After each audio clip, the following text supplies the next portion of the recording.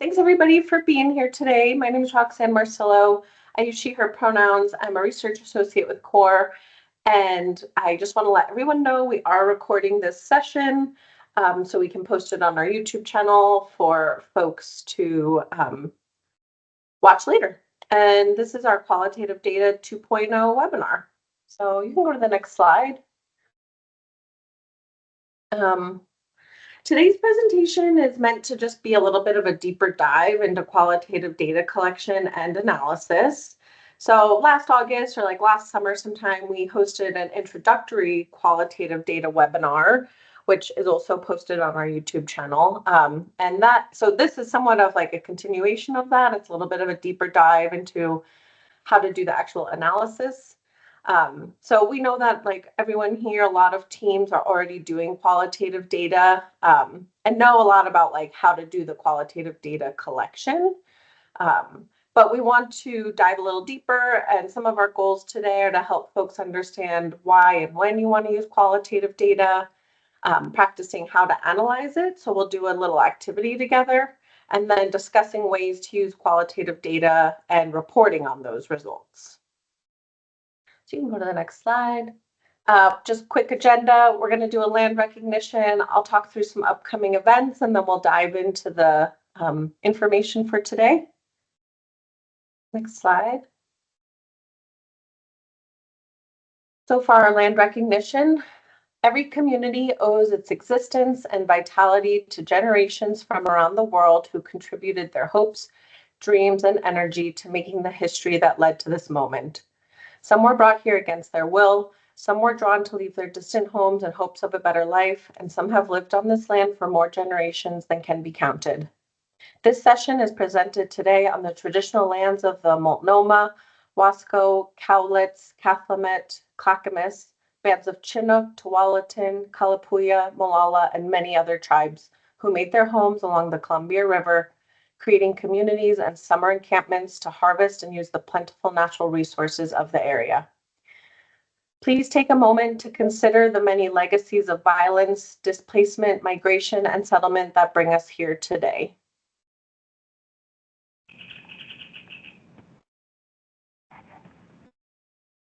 All right, thanks everyone. So we're going to do, for time's sake, we'll do introductions in the chat. So if you want to go ahead and add your name and pronouns, your organization, and then you're welcome to also add the Indigenous lands that you are currently on.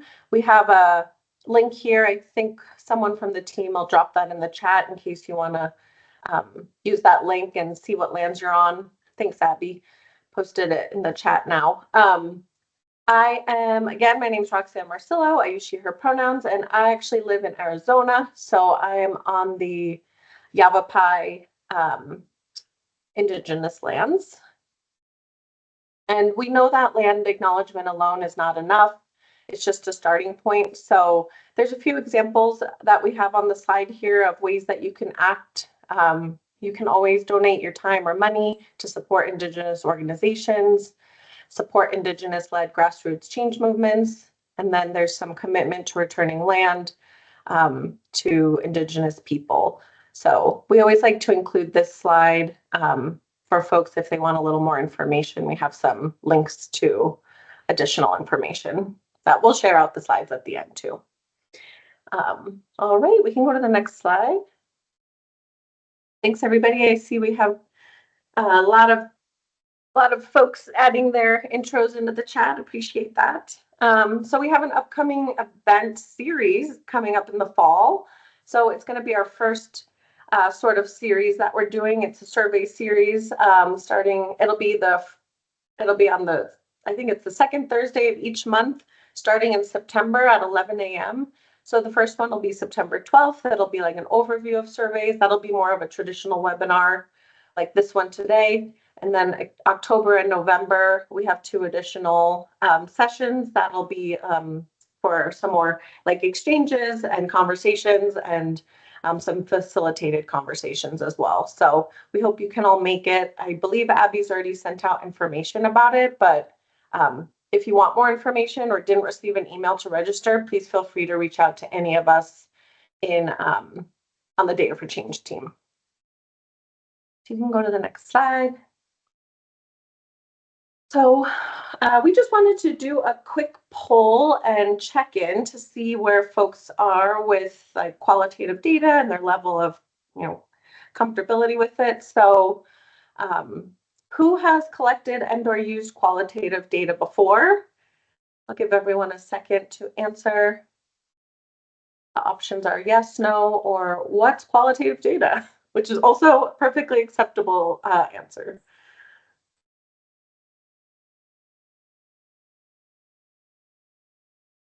Everyone another couple minutes or seconds rather.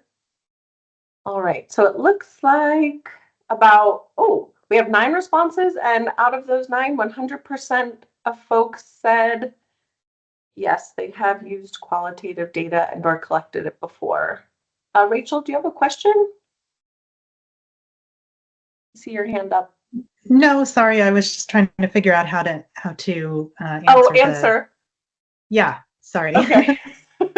All right. Oh, and I should say, I didn't mention this earlier. If you have questions, feel free to pop them in the chat. We'll answer them as we go, or someone from the team will answer it in the chat. So we have another poll question.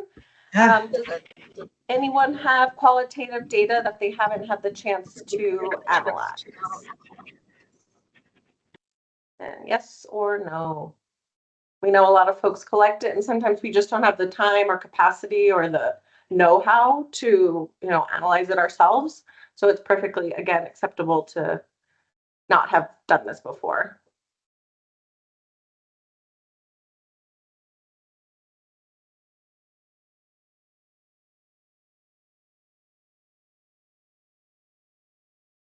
Alrighty, so we have 7 responses. Maybe I'll give everyone another 5 seconds or so to answer the poll. All right, so it looks like we have about 70% of folks said that or now it's changed, 62% said they've haven't had the chance to analyze, and 37% said they haven't. So that's great. Thanks for answering those questions, everybody, and engaging. We can go on to the next slide. So I'm just going to do a pretty quick overview of qualitative data, just so everyone's kind of on the same page. I know many folks already said that they've used qualitative data before, but we like to just do a little level setting. But I will go through this section pretty quickly just for time's sake, and also because we have the Qual Data 1.0 webinar that goes deeper into this, this like introductory information. So we can go to the next slide. So what is qualitative data? Qualitative data are data that represent information and concepts that usually can't be counted, measured, or easily expressed with numbers. So it can provide information that's based on people's opinions, their experiences, their feelings, or maybe even their perceptions. And you can sometimes get at reasoning behind an action. So for example, like why someone maybe started or stopped a program, or as I said, it can capture feelings. So like how someone feels about their participation in a program or the impact it's had on their lives. So this type of data answers the why or how questions, and it's often used to conduct open-ended studies or answer like open-ended questions. And qualitative data can go into depth and explore ideas in a way that quantitative data cannot. And not to say that quantitative data doesn't have its own strengths, but generally it's a little bit more of that breadth of knowledge, and qualitative data goes in more depth. It's also a bit more descriptive and can provide additional context for quantitative data. So it helps support the strengths and weaknesses of quantitative data. Some of the goals are really to just uncover themes, patterns, and insights to understand participant experiences. So we can go to the next slide. All right, so why do we want to use qualitative data? So one main reason you might want to use it is, again, if you're trying to answer a qualitative question, such as how effective was a program at meeting participant needs? Or how do participants feel about the services they received? as opposed to a quantitative question, which might ask something more numerical, like how many participants received food bags in January, or what percent of participants visit the food pantry in July compared to December. So you can see there's a bit of a difference between the style of question. Another reason you may want to use qualitative data is to incorporate community and participant voice. Sharing participant voices and experiences can really help grab the attention of other key members of your constituency, and it can really get the that piece of storytelling that can come across from qualitative data. It can be highly persuasive. It can really get at again those feelings and emotions, and it's very powerful to be able to share the story of the participants and communities that we serve and get their specific perspective. um, Lastly, you may want to use qualitative data to better understand your quantitative findings. So data triangulation or mixed methods, which uses both quantitative and qualitative data, uses a variety of data sources, and this helps corroborate findings. And again, as I mentioned earlier, it also helps balance out the weaknesses and strengths of one type of data, so that you can improve the validity and reliability of results. So it just makes your findings stronger if you're using both qualitative and quantitative data. You don't always have to do that, but if you'd like to, it does help. You can go on to the next slide. So when do we want to collect qualitative data? There's a few different points in time. You can pretty much collect at any point in time, but there's some main points that you may want to focus on. The first is when you're planning or designing a program or project. This can help you identify outcomes, set priorities, and then better understand the needs of the communities you serve. So getting their input and voice early on before you design or plan some service or a program or project, and just understanding if it'll actually serve their needs, is a really great time to collect this type of data. You can also do it during program or project implementation. So you can gather information about how a program is working, like mid program or project. And this can help you facilitate mid-course adjustments if needed. If you hear this isn't really serving us, or you're finding out that there's a lot of barriers to participation that you hadn't anticipated, you can kind of make those mid-course adjustments and make those improvements as you're going along. And then lastly, a lot of times folks will collect qualitative data at the conclusion of a program or project. And this helps you measure program outcomes. It also documents results, and then it tells that story of impact on program and of the program on community from their perspective. So a lot of folks, as I mentioned, do collect qualitative data at this time, but it's appropriate to collect that at any point in time, really. So I will pass it over to Monique, and we'll continue on. Hi, everyone. My name is Monique, she, her. It's great to be here with all of you. So I'm going to talk through a little overview of qualitative data analysis. One thing to think about as you're approaching analysis, and as Roxanne mentioned, the Qualitative Data 1.0 webinar goes into different types of data. What we're really talking about are things like interview data, focus group data, potentially documents that you're wanting to understand and analyze qualitatively. So the first thing to know is just there's not one single correct approach to analysis. There's a lot of different options, and ultimately the methods that you pick for your qualitative analysis should fit the data that you have. So whether that's interviews, focus groups, documents, photos, any other kind of data. It should also fit the research or the evaluation questions that you're trying to answer. And then finally, the tools that you have access to. So there's a lot of different ways to go about qualitative analysis, and I'll talk through that in the next few slides as well. But those are going to be the first things to think about in terms of the approach that you end up taking. At the bottom of this slide are a few examples of different approaches to qualitative analysis. So the first one here, content or thematic analysis. This is going to be the most common approach, and it's what we use primarily at CORE. This approach is focusing on trying to understand if there are patterns in the data, and we do that by grouping the content into concepts or themes.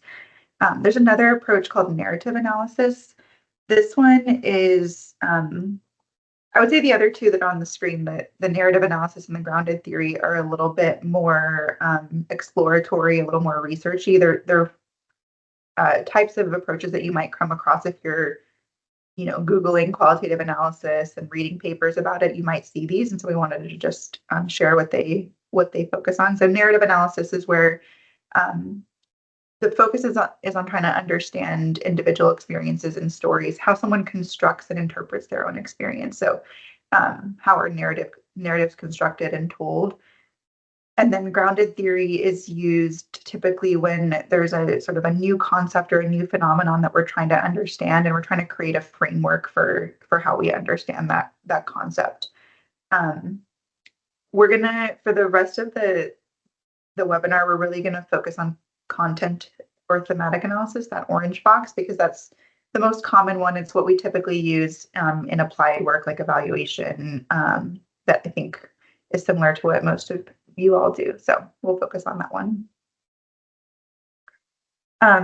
Okay, so the idea behind qualitative data analysis is really just about data reduction. So a lot of times, one of the things that can be a little intimidating about qualitative data is that you have a lot of data. So if we've done, a series of interviews or focus groups, we might have transcribed the audio of those and have just pages and pages of information, and we're trying to make sense of that. Or sometimes we're doing this with document analysis where we have just like a ton of documents and trying to make sense of all of that information. And so the main idea of the analysis process is just trying to reduce that data into something that is digestible and focused.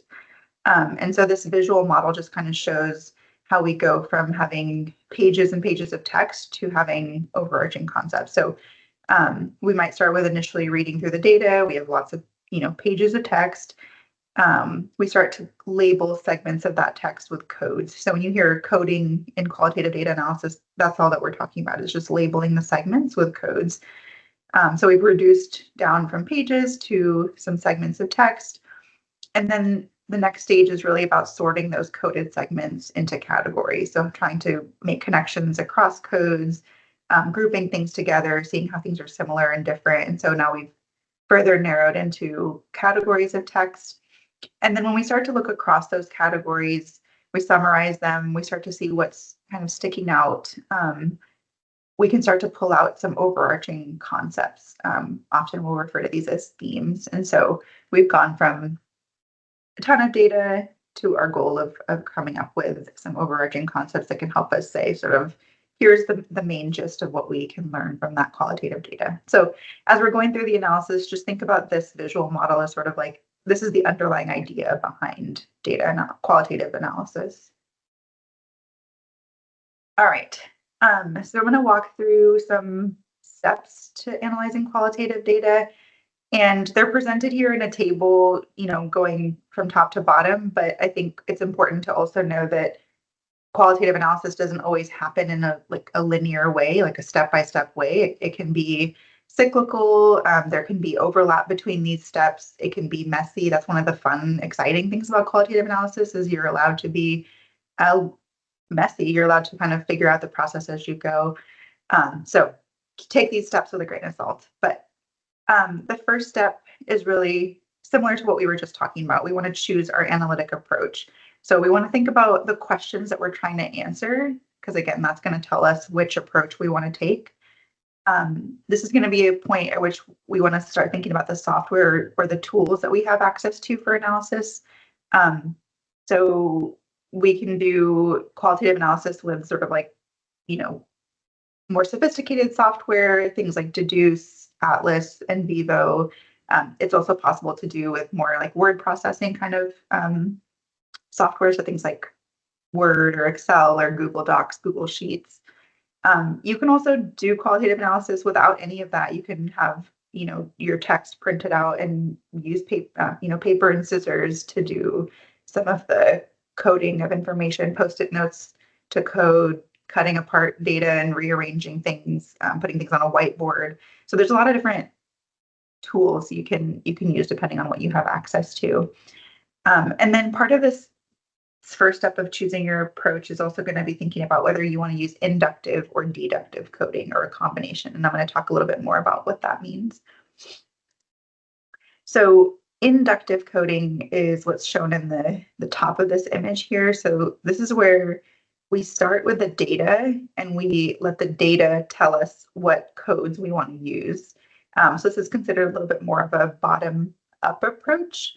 It's helpful for like a first round of analysis, or if you have a very broad research question and you're not quite sure what exactly you're looking for, you just know I have a lot of data and I'm not sure exactly what I'm looking for in it, but I want to see what it tells me. That's when an inductive approach is going to be helpful. So you start with the data and you use the data to develop codes, and then you go back and apply those codes to the data. Deductive is just the reverse of that. So in deductive coding, you have a predefined set of codes that you assign to the data. A little bit more of a top-down approach. It's helpful if you have a more specific research question, or if you're doing something where you have multiple rounds of analysis, you might have done inductive in the first round and then deductive in a following round. Almost all of our projects at CORE, when we're doing qualitative analysis, we often will use a combination of both inductive and deductive. So we'll start with some predefined codes. So just as an example, if we've done a set of interviews and we have an interview guide that we've used, we might use that interview guide to create a code book, a set of predefined codes. And then as we're going through the data, we might see things that, oh, I didn't realize that was going to come up in the interviews, and I'm going to add that to my code book. So that's leaving space for new codes to be added is taking that inductive approach. So combination of the two. Okay, so second step, we want to prepare and organize our data for analysis. So one of the steps here is potentially transcribing your audio recordings. So if you've done maybe interviews or focus groups and recorded them, and you have the capacity to transcribe them, whether that's using a professional transcription service.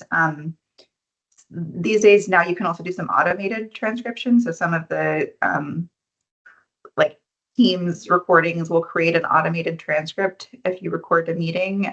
Those aren't always great quality, but they're definitely a good option if you don't have something else you can use. You also don't have to transcribe. You can use, if you've taken detailed notes during an interview or during a focus group, that is great data to be able to code and analyze. And if you have access to an undergrad or a high school intern or something that is wanting some qualitative experience, having them do some transcription of audio is always a great option.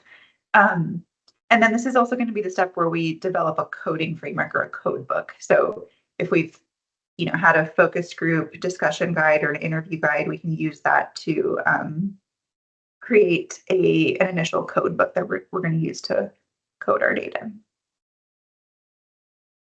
All right. Third step we have here is to become familiar with the data. So again, a lot of times with qualitative data, we have a lot of data, and so we want to make sure that we're familiar with it. You might have done data collection over a longer period of time, and so you have to remember what happened in interviews that were done a few months ago.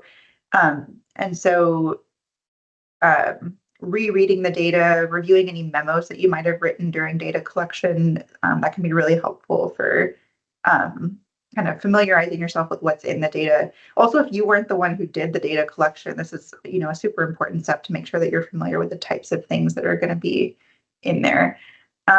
As you're doing that reading of the transcripts or reading of the data, documents, whatever the data is, it can be really helpful to write down some initial reflections. We call these memos. So if you write down these kind of initial reflections, it's something that you can come back to after your analysis is done and see, were there things that I had noticed early on that didn't come out in my coding process, and I want to make sure to incorporate that or think about why they may not have come out in the coding. It's just a kind of good little checkpoint. All right, and then at that point, we're ready to start applying codes to the data. So applying codes is really just about assigning meaning to your data. And a lot of times We want to try to stay close to the data itself and not make too many interpretations or apply your own thoughts or feelings or opinions. You're really just trying to apply meaning to what has been said or written by those who created the data. So we just use, either one word or a few word short phrases. Those are our codes, and we apply them to the data.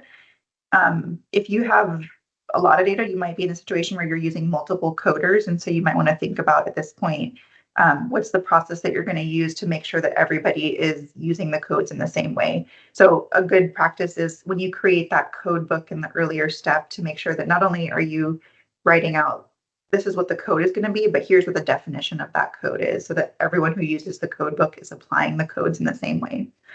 You can also take steps to sort of like norm the process. So have multiple people code the same transcript and then come together and talk about, did we see the same things in the data? Did we use the same codes in the same way? Are there any codes missing that we want to potentially add to the code book?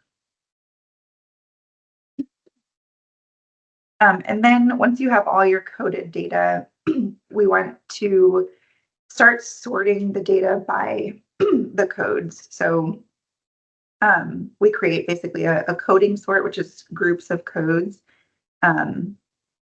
We're trying to look for codes that maybe we always used a couple of these codes together, or there's a group of codes that are all kind of getting at the same sort of thing. We want to put those together and sort all of the segments of text that have been coded with that code.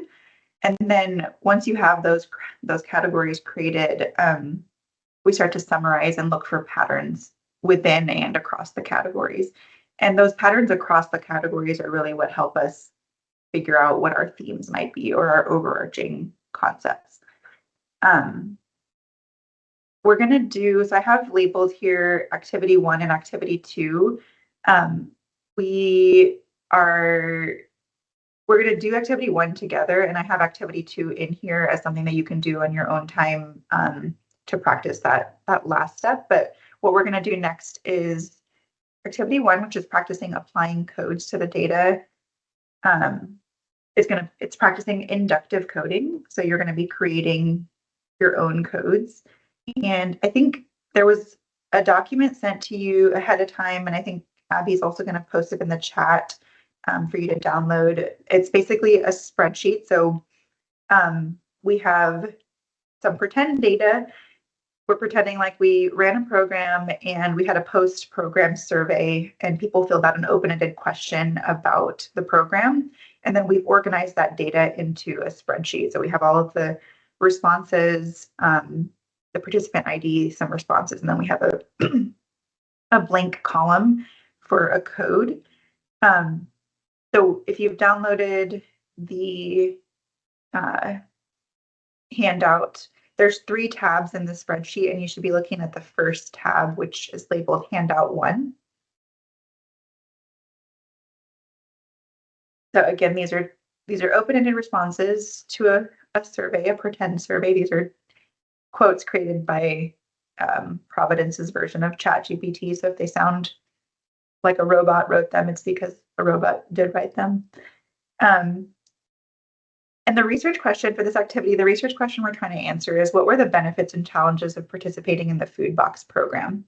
So what I want you to do is first read through the qualitative data in the handout 1 tab, familiarize yourself with what's in there, and then thinking about the research question, start to apply some codes. So you can create short phrases or use single words and apply those to the different segments of data to label what's standing out to you.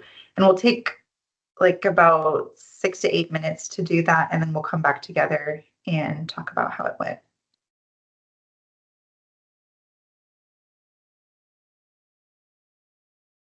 Okay. I know that wasn't a huge amount of time, but hopefully you had a chance to at least read through and maybe start to apply some codes. Does anyone want to share some of the codes that you came up with?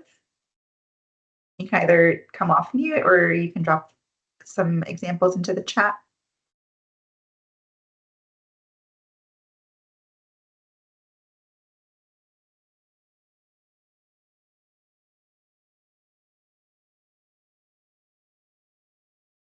right, and some financial, health and wellness, socialization, belonging, food preferences. Yeah, definitely.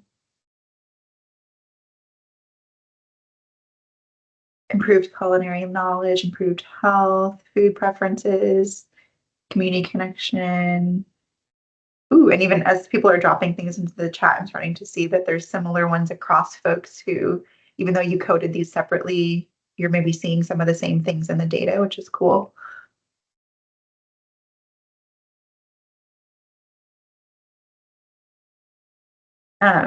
Any thoughts on, or anyone want to share how they went about the coding process?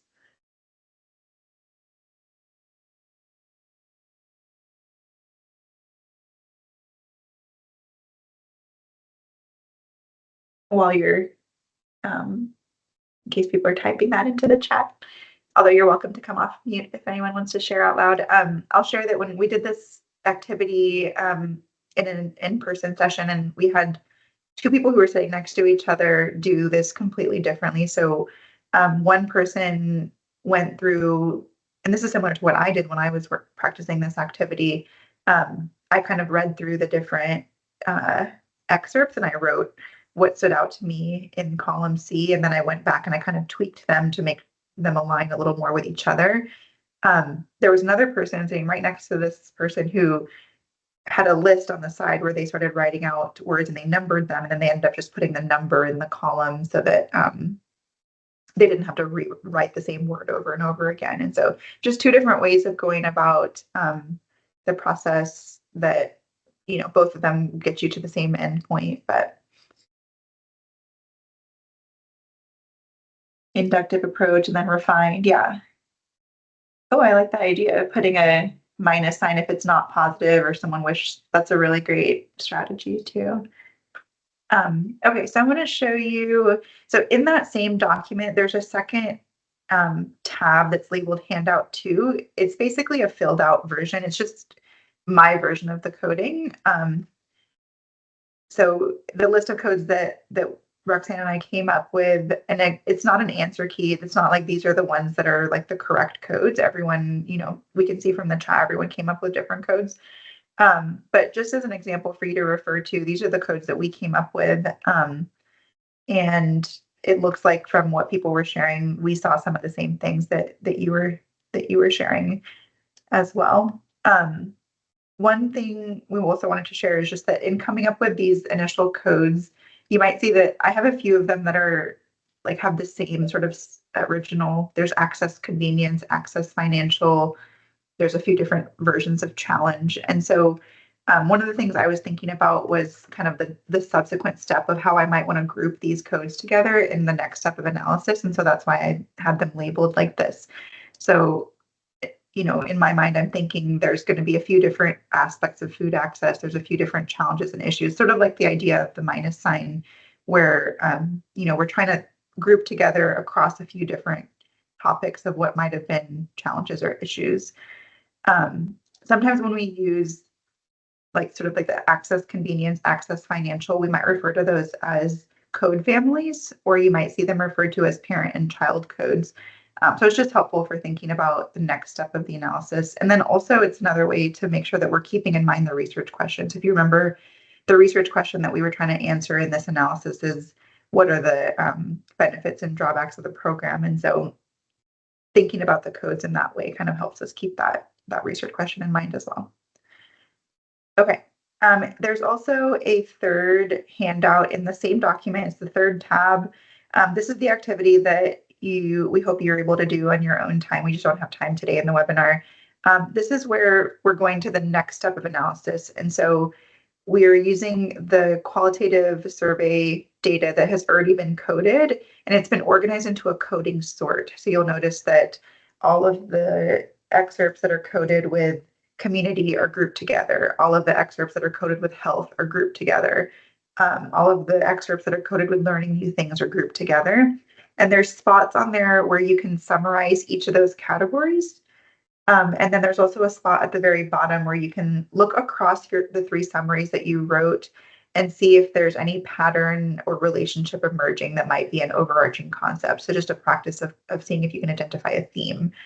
So feel free to do that activity and reach out to us if you have questions about it. And I think I'm going to pass it back over to Roxanne.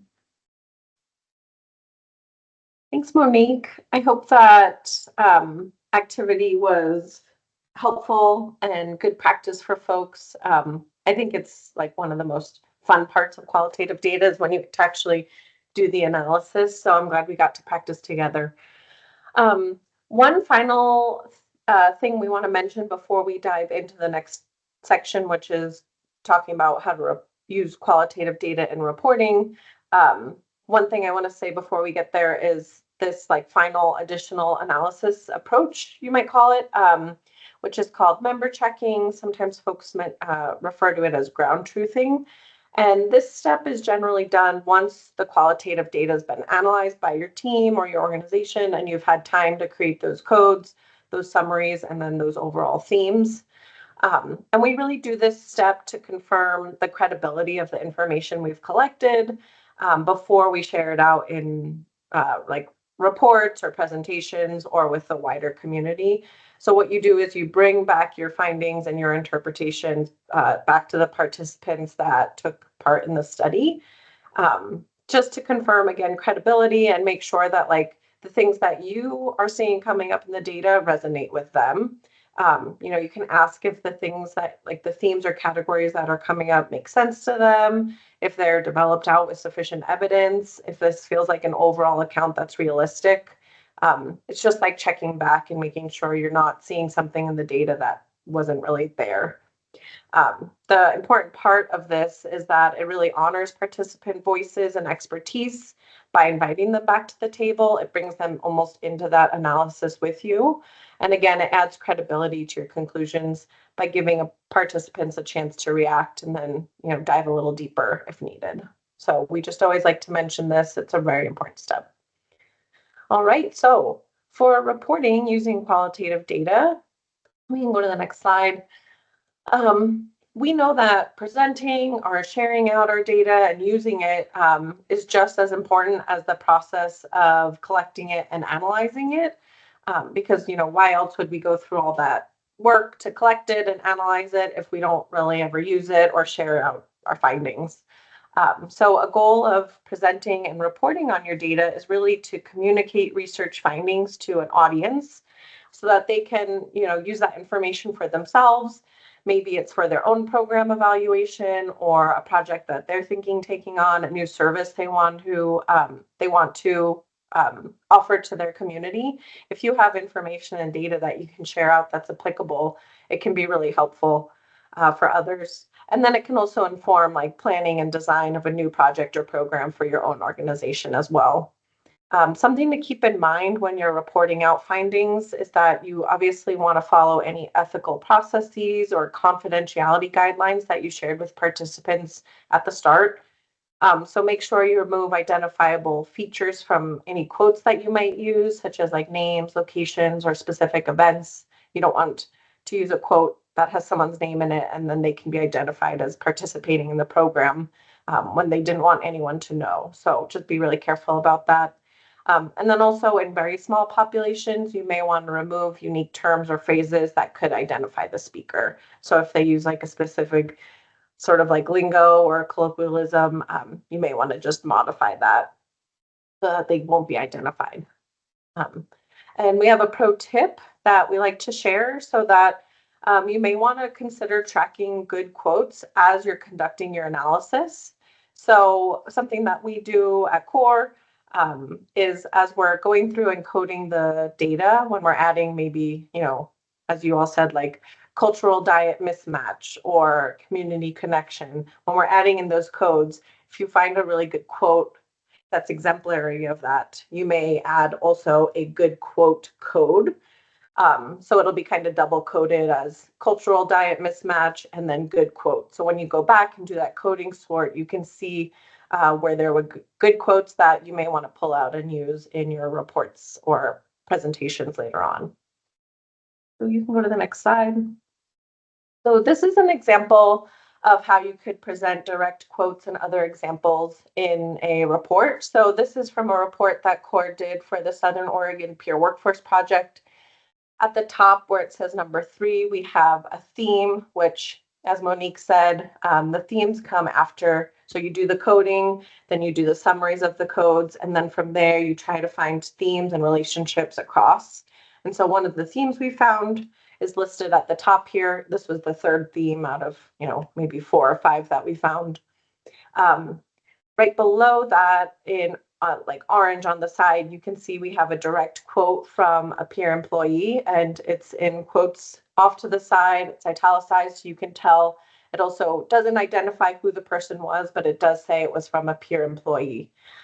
So you can get a direct quote that's exemplary of some of the things that we're writing in the text. Down at the bottom, we have other examples. So sometimes you hear a lot of things coming up, and you may not want to use a direct quote, but a handful of people or more said the same thing. So you could add other examples, such as here we have, according to peers and supervisors, there are several high-quality supplemental trainings. You could also say, like, for example, peers and supervisors said there are quality supplemental trainings. And then on the right-hand side, it says top 5 recommended supplemental trainings. This is just another example of how you could include other examples. So we have top 5 recommended supplemental trainings with an asterisk, and then at the bottom it says suggested by peers and supervisors. So these were things that we heard come up time and time again from the interviews. They're not direct quotes from folks, but they're things that we heard and examples that they provided themselves. So we can go to the next slide. Besides including quotes and other examples in a report or a presentation, you can also use visuals. And we say using visuals in reports, but you can use these in like a PowerPoint, or even on, like, if you're on social media and you want to have, you want to share some of your findings and you want to do it in a visually exciting way, you can use something called a word cloud. These help summarize and convey data from our work, and it does it in a way that words maybe can't do alone, which obviously a word cloud is composed of words, but it's also a visual representation. So this is an example from a power building document. It's supposed to be a FIST, and it just shows all the words that came up most common in the document review that we did. And it just helps you convey ideas or themes in like an easily digestible way. So if someone's scanning through a presentation or a report and they don't have time to read everything, they could just stop on this visual and get an idea of what you're trying to convey. And word clouds are really easy to produce. You can usually find them online if you just type in like word cloud generator, you can enter all the most common words, and it can help you create the visual. If we go to the next slide, we have another example. This is called a concept map, and this allows you to you can easily include this in reporting out on your qualitative data. Concept maps tend to show relationships between themes and any sub-themes or other ideas that you and your team have identified. So sometimes it's nice just to be able to show folks how you and your the other folks on the analysis team kind of came up with themes, any sub-themes that are coming up, and the connections. So it really provides that visual map. And again, it's just to help summarize and convey complex information. And also just if folks are scanning through, they can stop here and easily see some of those connections that you made, and it presents it in an easily understandable way. So we can go to the next slide. So what's next after analysis? As we said in the beginning of the session, qualitative data can be used and collected at different times during projects or programs to gather information. You can use it during planning, implementation, or at the conclusion of a program or project. And findings can be used to inform resource and service delivery decisions. They can help you identify barriers or potential solutions.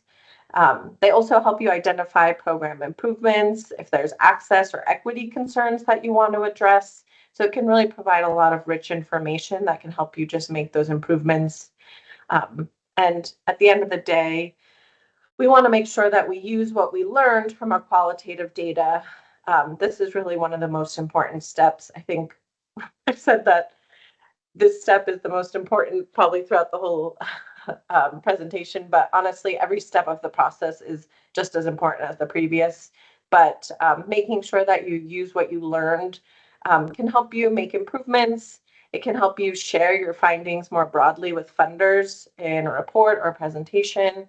And then, of course, you always want to make sure you share back what you learned with the community and the participants that took part, so that you can share what you learned from them and they can see that, okay, my voice is being heard and my participation wasn't, for nothing. And there's some real solid steps or some changes that are being made because of my voice.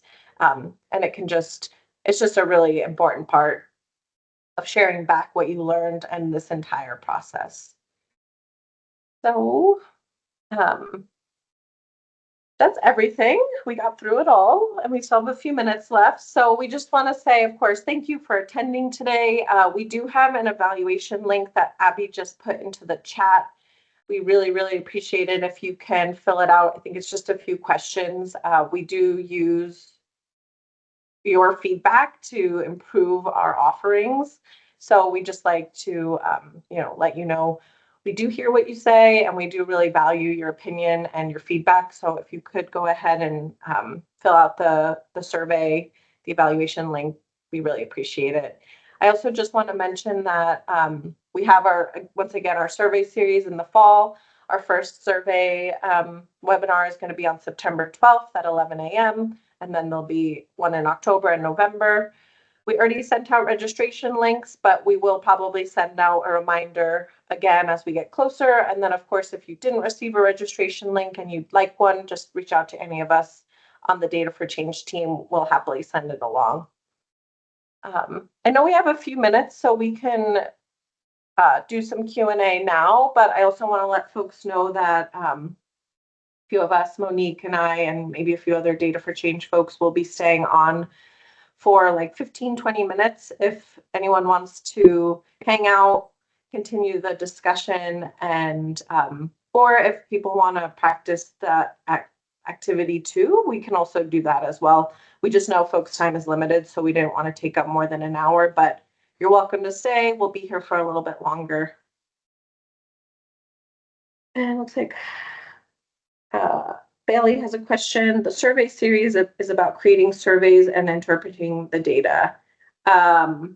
Yes, we will go through how to create surveys, the process, and then some of the analysis piece. I'm not sure how deep we'll go into analysis, but we will have some great information, and we are always interested in hearing what kinds of needs you all have. So if analysis and interpreting data is something that's important to you, just let us know. We can make sure we fit it in.